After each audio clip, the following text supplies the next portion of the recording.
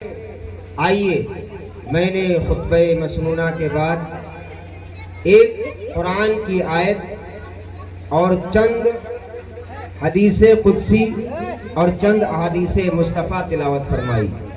ان پر روشنی ڈالنے سے پہلے بہتر اور مناسب ہی نہیں بلکہ لازم اور ضروری یہ سمجھتا ہوں کہ ساری کائنات کے مرکز عقیدت حضور رحمت للعالمین، شفیع المذنبین، امام المتقین، شافی محشر، ساقی کوثر، دونوں عالم کے مالک و مختار، جن کی شہرت فرش پر، جن کا پرچم عرش پر، جن کی شان انا اعطیناک الکوثر، انہی کی بارگاہ عالی جاہ میں درود کی ڈالیاں پیش کر لیں۔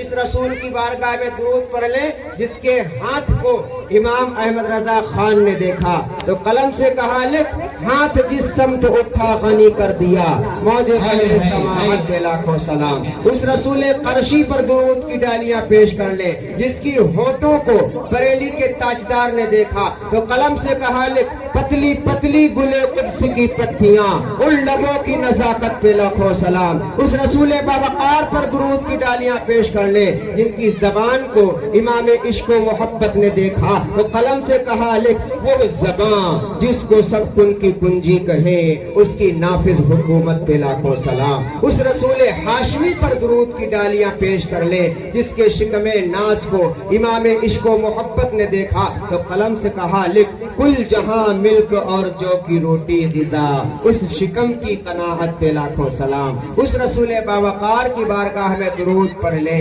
جن کی آنکھوں کو اعلیٰ حضرت نے دیکھا تو قلم سے کہا لکھ، جس طرف اٹھ گئی دم میں دم آ گیا، اس نگاہ عنایت پہ لاکھوں سلام۔ اس رسول ہاشمی کی بارگاہ میں درود کی ڈالیاں پیش کریں جن کے کانوں کو سرکار اعلیٰ حضرت نے دیکھا تو قلم سے کہا لکھ، دور و نزدیک کے سننے والے وہ کان، کان لال کرامت پہ لاکھوں سلام۔ قاری صاحب قبلہ توجہ چاہوں گا، میرے امام ایک عزو کا نام لیتے جا رہے ہیں مصطفیٰ کے اور اس کی تعریف کرتے جا رہے ہیں، مسلام پیش کرتے جا رہے ہیں، آخر میں میرے آقا سرکار اعلیٰ حضرت دیکھتے ہیں مصطفیٰ کی پیشانی کو تو قلم سے کہتے ہیں لکھ، جس کے ماتھے شفاعت کا صحرا رہا، اس جبین سعادت پہ لاکھوں سلام۔ امام عشق و محبت نے میرے آقا کی پگڑی کو دیکھا تو قلم سے کہا لکھ، تاج والے گیٹ پر تیرا امامہ نور کا، سر جھکاتے ہیں الہی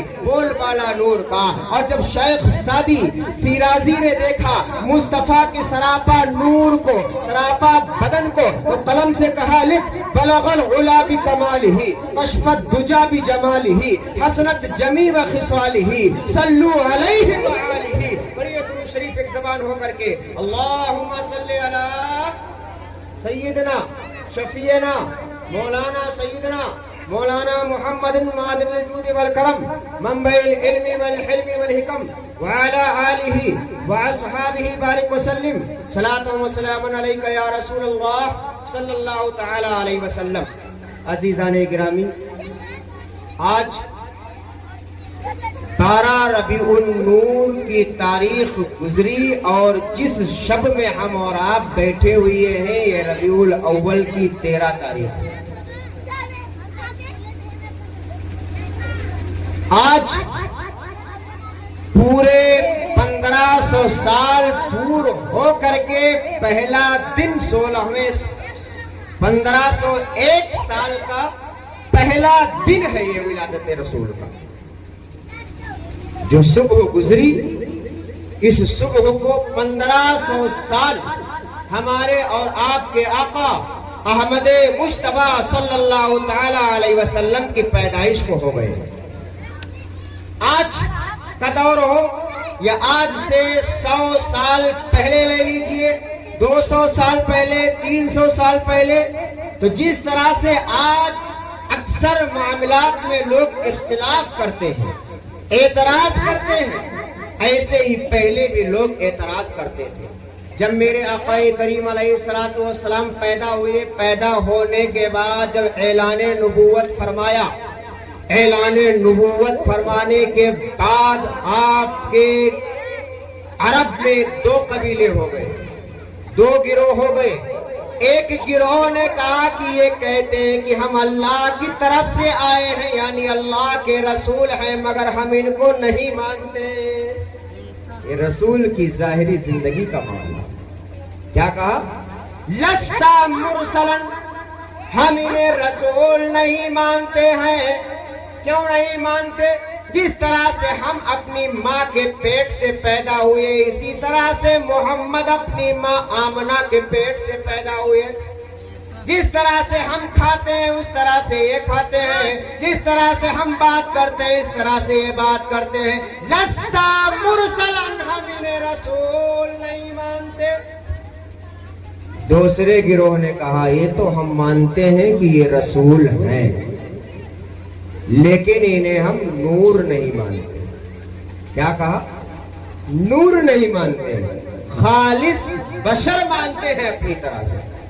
دو گروہ، ایک نے کہا رسول نہیں مانتے ہیں ان کو، لستا مرسلن، یہ رسول نہیں، یہ اللہ کی طرف سے نہیں آئے۔ دوسرے نے کہا یہ تو مانتے ہیں کہ یہ اللہ کی طرف سے آئے ہیں، رسول ہیں، لیکن انہیں ہم، بولو ذرا، انہیں ہم نور نہیں مانتے ہیں۔ جب یہ بڑے بڑے اعتراض عرب کے اندر کھڑے ہوئے تو اللہ تبارک و تعالیٰ نے اسی آیت کو نازل فرمایا۔ ان دو بڑے اعتراضوں کا جواب ایک مکمل آیت سے نہیں بلکہ ایک آیت کے جز سے۔ جنہوں نے یہ کہا ہم انہیں رسول نہیں مانتے، یہ نہیں مانتے کہ اللہ کی طرف سے آئے ہیں، لستا مرسلا، رسول نہیں مانتے ہیں، اللہ کی طرف سے آنے والا نہیں مانتے، ان کا جواب آیت نے یہ دیا، قد جاءکم من اللہ، یہ آنے والا اللہ کی طرف سے آیا۔ اور جنہوں نے کہا ہم ان کو نور نہیں مانتے، ان کا جواب اسی آیت نے دیا، من اللہ نور، یہ اللہ کی طرف سے نور بن کر کے آیا۔ سنیوں قربان جاؤ تم اپنی قسمت پر کہ تمہیں ایک ایسا رہبر ملا ہندوستان کے اندر جسے مجدد میت و ماضیہ سیدنا سرکار اعلی حضرت امام احمد رضا خان فاضل بریلوی علیہ الرحمت والرضوان کے نام سے جانا جاتا ہے۔ آج دیکھا جائے تو اس پرتھوی کے اوپر، اس نیلے آکاش کے نیچے تقریباً 256 ملک، اور ہر ملک میں مسلمان موجود ہیں، ہر ملک میں سنی طبقے کے لوگ موجود ہیں، لیکن پوری دنیا کے 256 ممالک میں سے کسی بھی ملک میں اتنی شان سے، اتنی شوکت سے، اتنی عظمت سے، اتنے اہتمام سے، اتنے اعلیٰ پیمانے پہ جلوس محمدی نہیں منایا جاتا جتنے اعلیٰ پیمانے پر ہندوستان میں منایا جاتا ہے۔ کیوں منایا جاتا ہے؟ اب اعتراض پیدا ہوتا ہے۔